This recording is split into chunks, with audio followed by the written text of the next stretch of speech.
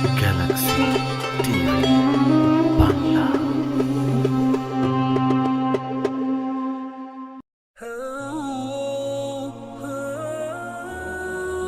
আসসালামু আলাইকুম ওয়ারহমতুল্লাহি ওয়াবারাকাতুহু। প্রিয় দর্শক, আলোকিত নারী ইসলামে মহিয়সী নারীদের জীবনীতে আজ আমরা শুনব হজরত রাবেয়া বসরির জীবনী। হজরত রাবেয়া বসরির জীবনীকে আমরা কয়েকটি পর্বে ভাগ করেছি। আজ আমরা শুনছি প্রথম পর্বটি। হজরত রাবেয়া বসরি আরবের একজন মহিলা ছিলেন। বসরা নগরে জন্মগ্রহণ করেন।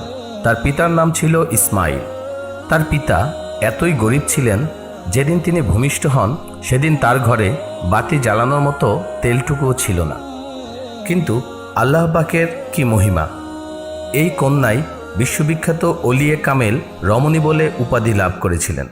রাবেয়ার বাল্যকালে পিতামাতা তাকে ইয়াতিম করে চিরবিদায় হয়ে যায়। তখন হতেই তিনি তার বড় 3 বোনের সাথে বাস করতে থাকেন। রাবেয়ার জন্ম তারিখে অন্ধকার ঘরেই রাবেয়া ভূমিষ্ঠ হয়েছিলেন। রাবেয়ার মাতা বিপদে পড়ে তার বাবাকে বলেছিলেন তার পাশের বাড়ি থেকে বাতি জ্বালানোর জন্য একটু তেল নিয়ে আসুন। তিনি পড়শির বাড়িতে গিয়ে দরজায় ডাকাডাকি করে ফিরে আসলেন। পড়শি দরজাই খুলল না। এই দুঃখে চিন্তায় তিনি এসে ঘুমিয়ে পড়লেন।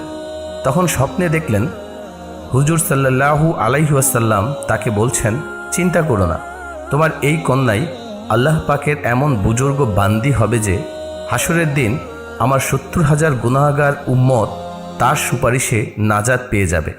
রাবেয়ার পিতামাতা ইন্তেকালের পর বসরায় দুর্ভিক্ষ নেমে আসে। তখন তার অন্যান্য বোনেরাও তার নিকট হতে দূরে সরে যায়। রাবেয়াকে একা অসহায় পেয়ে কতক দুষ্ট লোক এসে রাবেয়াকে নিয়ে গিয়ে এক ইহুদের নিকট বিক্রি করে দেয়। সেদিন হতে তিনি দাসী রূপে জীবন কাটাতে থাকেন। সারাদিন কাজ করতেন, তবুও ইহুদি নানা প্রকার জুলুম অত্যাচার নিষ্ঠুরভাবে মারধর করতেন। এটাও তিনি সহ্য করতেন।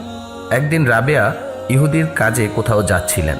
পথের মধ্যে একজন বেগানা পুরুষের সাথে দেখা হওয়ায় তাড়াতাড়ি একপাশে সরে যেতেই তিনি আছাড় খেয়ে পড়ে যান এবং তার একটি হাত ভেঙে যায়।